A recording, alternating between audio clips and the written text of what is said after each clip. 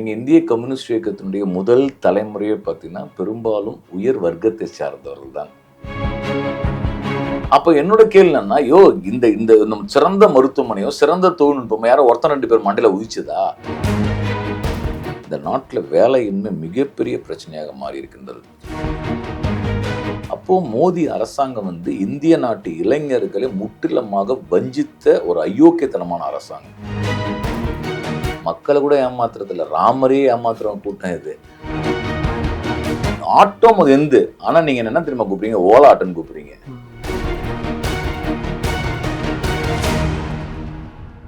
வணக்கம் 5 in politics நேயர்களே, இன்று நாம் பார்க்க போகிறது மத்திய சென்னை மாவட்ட செயலாளர் கம்யூனிஸ்ட் தோழர் எழுச்சிமிகு பேராற்றல் திரு தோழர் செல்வா அவர்களை தான் சந்திக்கிறோம். வணக்கம் சார். நான் ஒரு தமிழன், நான் ஏன் கம்யூனிஸ்டாக மாறணும் அப்படின்னு ஒரு இளைஞன் கேட்குறான். அவனுக்கு என்ன சார் பதில் சொல்கிறேன்? தமிழர்ன்றதுனால இயல்பாக கம்யூனிஸ்டாக இருக்க வேண்டிய அவசியம்தான். ஏன்னா தமிழ்நாட்டினுடைய தமிழ் நிலப்பரப்புக்கு என்று ஒரு பல்லாயிரம் ஆண்டுகால வரலாறு இருக்குது.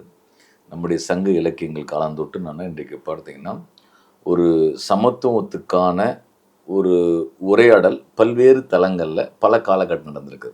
இன்றைக்கு நாம் சொல்லக்கூடிய பொது உடைமை என்பது நவீன முதலாளித்துவ வர்க்கம் உருவான பிறகு அது உருவாக்கக்கூடிய ஏற்றத்தாழ்வுகள், அது சார்ந்து நம்ம உரிமைக்காக சமத்துவத்துக்காக போராடக்கூடிய கருத்தியல் பொது உடைமை என்று சொன்னால், ஆரம்ப காலம் தொட்டு சங்க இலக்கியங்களிலிருந்து பல்வேறு நீங்கள் வரலாற்றை எடுத்து பார்த்தால் சமத்துவத்திற்கான ஒரு சமூக அமைப்புக்கான உந்துதலும் வேட்கையும் இருந்த நிலப்பரப்பு இது. எனவே பிறப்பின் அடிப்படையில் ஏற்றத்தாழ்வு பார்க்காமல் வளர்ந்த ஒரு சமூகம் நமக்கு இருக்கக்கூடிய சூழல் இருக்கின்றது. எனவே இயல்பாகவே தமிழ் நிலப்பரப்பில் இருப்பவர்கள் பொது உடைமை சார்ந்து கம்யூனிசம் சார்ந்து இருப்பதும் இருக்க வேண்டியதும் அடிப்படை நான் பார்க்குறேன். இப்போ கம்யூனிஸ்ட் தோழர்கள் என்றாலே ரொம்ப ஏழ்மையாக இருப்பாங்க, அவங்களுக்கு சாப்பிடவே ரொம்ப வறுமையாக இருக்கும், இருந்தாலும் அவங்களால எதுக்கு போராடுறாங்க அப்படியெல்லாம் கேட்குறாங்க. இதை நீங்கள் எப்படி பார்க்குறீங்க? ஏழ்மையாக இருப்பாங்கன்றது இது ஒரு சில நேரங்களில் இது ஒரு எதிர்நிலை வரைக்கும் யோசிக்கிறாங்க. ஐயோ கம்யூனிஸ்ட் கட்சியில் போனால் சோத்துக்கே வழி இருக்காதியா, இருக்கிற எங்கேயாவது இருந்தாலும் நல்லாகலாம் போலது, கம்யூனிஸ்ட் கட்சியில் போய் நம்ம ஏன்டா கஷ்டப்படணும், நம்மளே கஷ்டப்படுற குடும்பத்திலும் பிறந்துட்டோம், இனி ஏன் போய் கஷ்டப்படணுன்ற மாதிரியான ஒரு இது வருது. ஸோ கம்யூனிஸ்டுகள் எளிமையாக இருப்பது வேறு, ஏழ்மை என்பது இருக்குது. ஸோ கம்யூனிஸ்ட் கட்சியை பொறுத்த வரைக்கும் என்ன நம்ம நினைக்கிறோன்னா, கட்சியினுடைய பல தளத்தில் இருக்கக்கூடிய தலைவர்கள்னா எளிமையாக வாழணுன்னு இருக்கும். ஒரு ஆடம்பரமாக பகோடபடமான வாழ்கின்றவங்களே அந்த மாதிரியான ஒரு தன்மை இல்லாமல் எளிமையாக வாழணுன்றது விஷயம். அடுத்தது இந்த கட்சியில் பணக்கார வர்க்கத்திலேருந்து கம்யூனிஸ்டாக செயல்பட்டவர்கள் ஏராளம் பேர் இருக்கார்கள். நீங்கள் இந்திய கம்யூனிஸ்ட் இயக்கத்தினுடைய முதல் தலைமுறையை பார்த்தீங்கன்னா பெரும்பாலும் உயர் வர்க்கத்தை சார்ந்தவர்கள் தான். இன்னும் சொல்ல போனால் உயர் சாதியை சார்ந்தவர்கள் தான். அவர்களெல்லாம் சொந்த சாதிக்கும் தான் பிறந்த வர்க்கத்துக்கும் துரோகம் செய்து உழைக்கும் வர்க்க நலனிலிருந்து செயல்பட்டவர்கள். இன்றைக்கும் பல்வேறு வர்க்கத்தை சார்ந்தவர்கள் அவர்கள் உழைக்கும் வர்க்கத்துக்காக செயல்படுறதுக்கு வராங்கன்னா நமக்கு ஒன்றும் பிரச்சனையே கிடையாது, எனவே வரலாம். ரெண்டாவது, நம்ம ஏழையாக இருக்குன்னு சொல்ல, நம்ம கேட்குற கேள்வி என்னன்னா, இப்போ நீங்கள் போய் பாருங்கள், டி நகரில் இன்னைக்கு உலகத்துக்கு எந்த பொருள் வேணாலும் பாண்டி பஜாரில் கிடைக்குது, எல்லா ஊர்லேயும் கிடைக்குது, எது வேணுமோ எல்லாமே கிடைக்குது. அப்போ என்னென்னா இப்போ உங்களுக்கு நவீன தொழில் கருவியாக இருக்கலாம், அல்லது சாப்பிட்றதுக்காக இருக்கலாம், உடையாக இருக்கலாம், எது வேண்டுமானா எல்லா ஊர்லேயும் இருக்குது. ஏன் நம்ம கிடைக்கல? பொருள் இல்லை, அந்த பொருள் உற்பத்தி செய்து விட்டது, ஆனால் பொருளை வாங்குறது நம்மக்கிட்ட பணம் இல்லை, அவ்வளோதான் பிரச்சனை. அதே மாதிரி உடம்பு சரியில்லைன்னு வச்சுக்கிங்களேன், சில நோய்களுக்கு என்னன்னா பணக்காரில் மொத்தம் வைத்தியம் இருக்குது, ரொம்ப காசு இருந்தால் நீ வெளிநாட்டிலே போயிட்டு ஆப்ரேஷன் பண்ணிட்டு வரலாம், இந்தியாவிலே உங்களுக்கு சிறந்த மருத்துவமனைகள்லாம் இருக்குது. அப்போ என்னோட கேள்வி என்னன்னா, ஐயோ இந்த இந்த நம்ம சிறந்த மருத்துவமனையோ சிறந்த தொழில்நுட்பமோ யாரோ ஒருத்தர் 2 பேர் மண்டையில உதிச்சுதா? இந்த சமூகம் உருவாக்கிய தொழில்நுட்ப அறிவின் காரணமாக தான் அந்த வளங்கள் உருவாக்கிறது. அப்படி உருவான வளத்தை பணம் இருக்கும் மட்டும் ஏன்டா அனுபவிக்கணும், எல்லாரும் அனுபவிக்கணும் எனக்கு ஆசை. நான் கம்யூனிசம் என்பது மகிழ்ச்சி, கம்யூனிசம் என்பது கொண்டாட்டம்.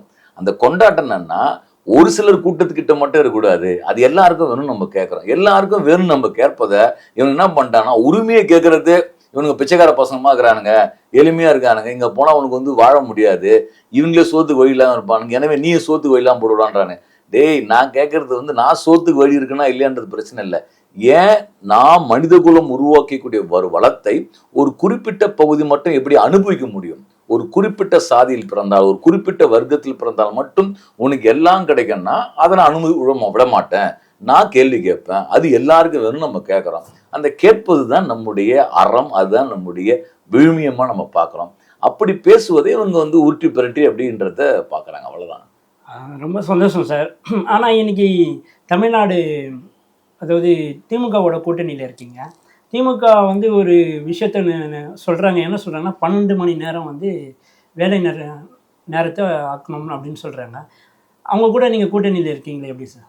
திமுக அப்படி சொல்லலையே. சொல்லி நீங்கள் போராடி அதுக்கப்புறம் 8 மணி நேரம் மறுபடியும் மாற்றினீங்க. கேள்வி அப்படி கேட்கணும். ஏன்னா அதுதான் திமுகவோட இருப்பதற்கான காரணம். திராவிட முன்னேற்ற கழக அரசாங்கம் அந்த சட்டம் கொண்டு வரும்பொழுது நம்மெல்லாம் எதிர்த்தோம். எதிர்த்த உடனடியாக திரும்ப பெற்றாங்க. அது ஏன் அந்த மனநிலையில் அவங்க எடுத்துட்டு? மனநிலை வந்து அவர்களுக்கான இங்கே இருக்கக்கூடிய தனியார் முதலாளிகள் அவங்க வந்து இன்வெஸ்ட்மெண்ட் வேணும் போது இன்வெஸ்ட்மெண்ட் வரக்கூடிய நிறுவனம்னா ஒரு மாநில அரசு நிர்பந்தம் செய்கிறாங்க. அந்த அவங்க நினைக்கிறாங்க இன்வெஸ்ட்மெண்ட் வரணும், ஃப்ரீ இன்வெஸ்ட்மெண்ட் தமிழ்நாட்டுக்கு வரணும், அதுக்கேற்ற மாதிரி தொழிலாளர் நல சட்டங்களை மாற்றத்தை உருவாக்குன்னு சொல்லிட்டு மூலதனம் வந்து ஒரு இறையாண்மைக்கு அரசை வந்து இடிக்குது. அதுக்கு வந்து அவங்க தயாராகிறாங்க. நாங்கள் இந்த சைட்லேருந்து இடிக்கிறோம். அரசு என்ன செய்யுது, நம்ம பக்கம் நிற்குது, வரவேற்கிறோம். இன்னைக்கு 10 ஆண்டு கால மோடி ஆட்சி நடந்துட்டு இருக்கு சார். அதில் தொழிலாளர்கள் எல்லாருமே சந்தோஷமாக இருக்காங்களா? எல்லாருக்குமே இளைஞர்களுக்கெல்லாம் தொழில் வந்து ஏற்பாடு பண்ணி கொடுத்துருக்குறாரா பிஜேபியில்? ஒன்றும் கிடையாது. இன்னைக்கு நீங்கள் வந்து பார்த்தீங்கன்னா இந்தியாவில் வந்து ஆண்டுக்கு 2 கோடி பேருக்கு வேலை கொடுப்பேன்னு சொன்னார் மோடி. கடந்த 10 ஆண்டுகள் 20 கோடி பேருக்கு வேலை கொடுக்கணும். வேலை கொடுக்கறத விட இருக்கிற வேலையை பறிச்சிட்டாங்க. ஆக்சுவலாக இந்தியாவில் மிக முக்கியம் விவாதிக்கப்பட வேண்டிய விஷயம் என்னன்னு சொன்னால், இந்திய நாட்டில் வந்து எந்த அளவுக்கு வந்து வேலையின்மை பிரச்சனை பற்றி எறியக்கூடிய பிரச்சனையாக மாறி இருக்கு என்பது தான். இது நான் சொல்ல, இந்தியன் லேபர் ரிப்போர்ட்டு, அரசாங்க விவரங்கள்லாம் சொல்லிட்டாங்க. இந்த நாட்டில் வேலையின்மை மிகப்பெரிய பிரச்சனையாக மாறி இருக்கின்றது.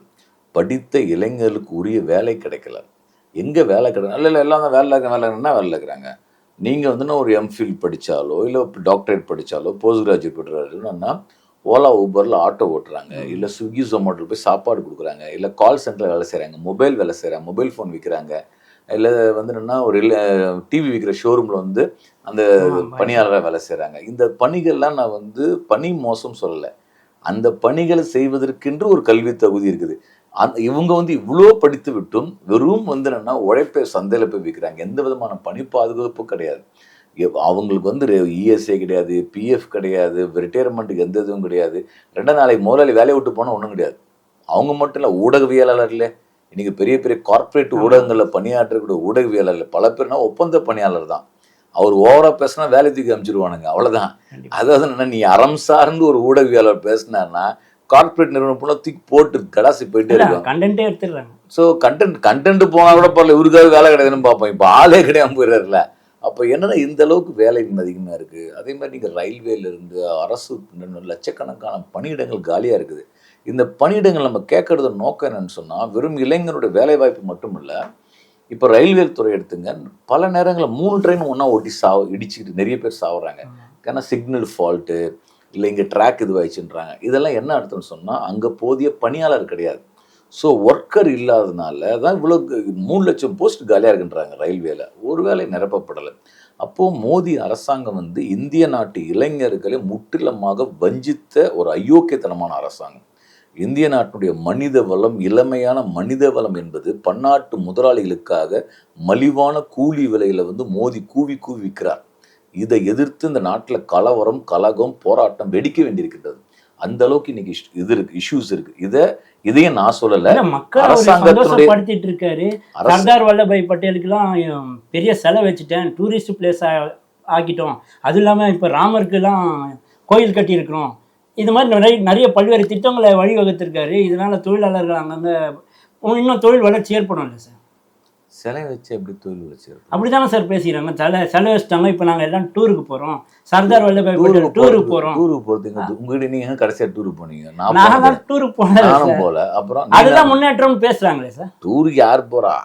அதுதான் சார், பணம் இருக்கிறவங்க போகிறான். பணம் எவ்வளோ பேர் டூருக்கு போகிறேன்? இன்னைக்கு டூரிஸ்ட் பிளேஸ்லாம் பெரிய கிரைசிஸில் இருக்குது. நீங்கள் சுற்றுலாத்தலங்களில் வேலை செய்யக்கூடியவங்க, கடை வச்சுருக்கவங்கலாம் நலிஞ்சு போயிருக்கிறான். சாதாரண இடம் இல்லை. நீங்கள் வந்து பார்த்தீங்கன்னா சுற்றுலா நம்பி வாழக்கூடிய பகுதியில் இருக்கக்கூடிய வியாபாரம் இருக்குது இல்லையா, அந்த வியாபாரம் நடத்தக்கூடிய ஆளோட கொதிச்சு போய் கிடக்குறாங்க. நீங்கள் ராமரை வச்சு நீ பாலிடிக்ஸ் பண்ணணும்னா ராமரை ஒன்று இவர் காப்பாற்று. இவனுக்கு வந்து ராமர் மேலே பக்தியில் கோயில் திறக்கல, ராமரை வச்சு பாலிடிக்ஸ் பண்ணலாம் பார்க்கறது தான். யோசிச்சு பாருங்க, ராமர் கோவில் வந்து திறப்புறாவை யார் எதிர்த்தா? சங்கராச்சாரியர் எதிர்த்தாரு. ஆமா. அடுத்தது இப்ப எல்லா ராமர் அக்னிஹோத்திரியும் இல்ல எதிர்த்தாங்க. ராமர் கோவில வந்து இப்போ வச்சு பண்ணணும்னா என்ன அர்த்தம்? ராமரே இப்போ ஏமாத்த அளவுக்கு போயிட்டாங்கன்னா அந்த தொகுதியில போய் யாரை போய் கேண்டிடேட் நிறுத்தினா தெரியுமா? குழந்தையில ராமாயணம் நான் தூர்தர்ஷன் போட்டுருந்தேன் தெரியுமா? அப்ப ஆமா. ராமரா ஒருத்தர் ராமர் நடிச்சாரு. நடிச்சாரு. அவர் தூக்கிமே கேண்டிடேட் அவர் சொல்ல, எப்பா எனக்கு 80 வயசு ஆச்சு ஊட்டி இல்ல நீ வந்து இன்னதான் ராமர் மாதிரி மக்கள் தெரியணும். மக்களை கூட ஏமாத்துறது இல்ல, ராமரே ஏமாத்துறவங்க கூட்டம் இது. அவங்க கிட்ட நம்ம எப்படி பேச முடியும்? சார் அது இப்போ இன்னைக்கு வந்து செய்திப்படி பார்த்தீங்கன்னா நம்ம பழைய பஸ் ஸ்டாண்ட் எடுத்து தீவுத்திடலில் மாற்றுற மாதிரி சொல்லியிருக்கிறாங்க. ஏற்கனவே கிளாம்பாக்கத்தில் இதுலேருந்து நம்ம கோயம்பேட்டிலேருந்து மாற்றிருக்காங்க. அங்கேயே நிறைய அதாவது ஆட்டோ ஓட்டுநர்களாக இருக்கட்டும், கோயம்பேடுக்கு வர எல்லா விற்பனையாளர்களாக இருக்கட்டும், எல்லாரும் பாதிக்கப்பட்டிருக்காங்க. இப்போ இது மாற்றுறதுனாலையும் பாதிக்கப்படுவாங்கல்ல? இல்லை, இதை நம்ம கொஞ்சம் ஸ்டடி பண்ண வேண்டியிருக்கு. இப்போது என்னென்னா வந்து நான் கூட அதை பத்திரிகையில் செய்தியில் பார்த்தேன். ஏற்கனவே முன்னாடி வந்து ஒரு கார்ப்பரேஷனில் தீர்மானம் போட்டாங்க, சட்டமன்றத்தில் அமைச்சர் நேரு பேசினார். அப்போது நம்ம என்ன செஞ்சோன்னா வந்து கடந்த ஜனவரி மாதம் இங்கே இருக்கக்கூடிய நடைபாதை வியாபாரி சங்கம் சார்பாக கார்ப்பரேஷன் மண்டல அலுவலகத்தில் போயிட்டு பேசினாங்க. என்னங்க இது மாதிரி திட்டம் வருது, ஏன்னா கடைகள்லாம் இருக்குது, சிறு வியாபாரிலாம் இருக்காங்க. ஒன்று அப்போ என்ன சொன்னான்னா வந்து கார்ப்பரேஷன் அதிகாரிகள் வந்து அது மாதிரி எதுவுமே இல்லை, நீங்கள் எங்கே வந்து எங்கள் கேட்குறீங்கன்னு சொல்லிட்டு போங்கன்னு அனுப்பிச்சி விட்டாங்க. அப்புறம் அவங்க வேலையை பார்த்துட்டாங்க. இப்போ எலெக்ஷன் முடிஞ்ச பிறகு ஒரு 4 நாளுக்கு முன்னாடி திருப்பியும் கார்ப்பரேஷன் ஆஃபீஸில் கூப்பிட்டு இல்லை நீங்கள்லாம் கடையெல்லாம் மாற்றிடம் கொடுங்கன்னு சொல்லி கேட்டிருக்காங்க. ஏன் தேர்தல் முடிஞ்சோன்னு ஏன் இப்படி வராங்க? இந்த திட்டத்தினால என்ன விதமான சாதக பாதகங்கள் இருக்குன்றது குறித்து என்னன்னா அரசாங்கம் வந்து பேச வேண்டியிருக்கு. ஒரு நவீன திட்டம் ஒரு நம்ம எதிர்க்கல, பட் அந்த நவீன கட்டடம் வருவதன் மூலியமாக யாருக்கு லாபம், யாரை அழித்து யார் வருவார்கள், சமூகத்தில் என்ன தாக்கம் விளைவிக்கும் என்பது குறித்தெல்லாம் வந்து விரிவாக பேச வேண்டியிருக்குது. இப்போ பத்திரிகை உங்களை மாதிரி நானும் பத்திரிகை செய்தி தான் பார்த்துருக்கோம். என்னை பொறுத்தவரை நான் என்ன நினைக்கிறேன்னு சொன்னால், இந்த மாதிரியான ஒரு திட்டம் வரும்போது அரசியல் கட்சிகளோடு அனைத்து அரசியல் கட்சிகளோடு ஒரு கருத்து கேட்கலாம், பொதுமக்களோட கருத்து கேட்கலாம். அந்த திட்டங்கள் வந்து வந்தால் என்ன ஆகுன்றத வெளிப்படையாக இணையத்தில் வச்சு இணைய வழியில் விவாதங்கள் எழுப்பலாம். இது மாதிரியான பல்வேறு நடைமுறையை வந்து அரசாங்கம் மேற்கொள்ள வேண்டும் என்பது தான் என்னோட கருத்து. அவங்க அறிவிச்சிருக்கிறதுல உங்களுக்கு கொஞ்சம் உடன்பாடு இல்லை தான்? உடன்பாடு இருக்கா உடன்பாடு இல்லையான்னு இல்லை, என்ன அறிவிச்சிருக்காங்கன்னு தெரிஞ்சாதானே. எப்படி நான் வந்து குரலகத்தை வந்து இடிக்கிறாங்க. இல்லை ஒரு நிமிஷம் கேளுங்க. அதாவது குரலகம் இடிக்கிறாங்கன்றது செய்தி. கேள்வி என்னன்னா, இப்போ ஒரு ஸ்கீம் ஒரு 1000 கோடி ரூபாய் ப்ராஜெக்ட், ஒரு 1000 கோடி ரூபாய் ப்ராஜெக்ட் வருதுன்னா அந்த 1000 கோடி ரூபாய் ப்ராஜெக்டை கொண்டு வரதுக்கு வந்து ஃபீஸபிலிட்டி ரிப்போர்ட் உருவாக்கியிருப்பாங்க கவர்மெண்ட்டில். அந்த ஃபீஸபிலிட்டி ரிப்போர்ட் என்னன்னு சொன்னால் பொதுமக்களுக்கு முன்னாடி வைக்கணும்னு ஒரு கேள்வி. ஜனநாயக ரீதியாக மாறணும். முதல் வந்து அந்த திட்டத்தினுடைய தன்மை என்ன, திட்டம் வந்தால் அரசாங்கம் நினைக்கிறேன் இவ்வளோ முதலீடு வருது, இவ்வளோ இன்வெஸ்ட் பண்ணுறோம், இவ்வளோ பிஸ்னஸ் நடக்கும் இப்படின்னு அவங்க ஏதாவது ஒரு ஃபீஸபிலிட்டி ரிப்போர்ட் உருவாக்கியிருப்பாங்க. என் பாயிண்ட் என்னன்னா, அந்த ரிப்போர்ட்டை நீங்களும் அதோடைய கண்டென்ட்டை நீங்கள் பொதுமக்களுக்கு விவாதத்து வைங்க.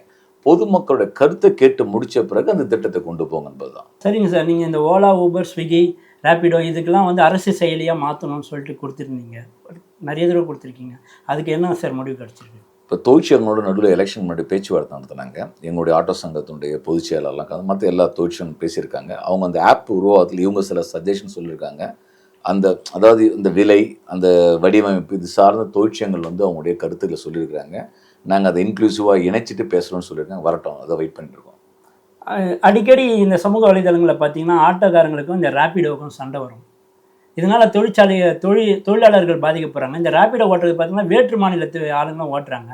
ஸோ ஆட்டோ ஸ்டாண்டு CITU ரொம்ப பாதிக்கப்படுதுன்னு சொல்கிறாங்க.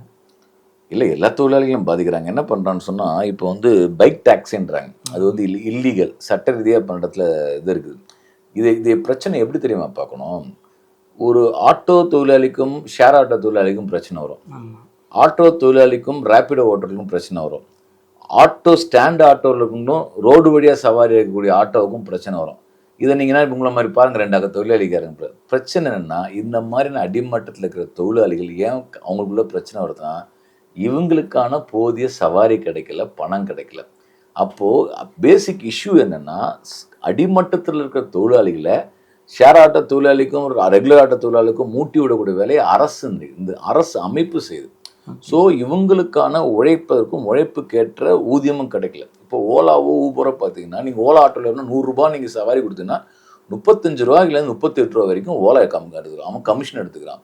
ஓலா வந்து ஒரு கார்பரேட் கம்பெனி. ஓலா முதலாளி கருப்பா சிவப்பான்னு தெரியவே தெரியாது.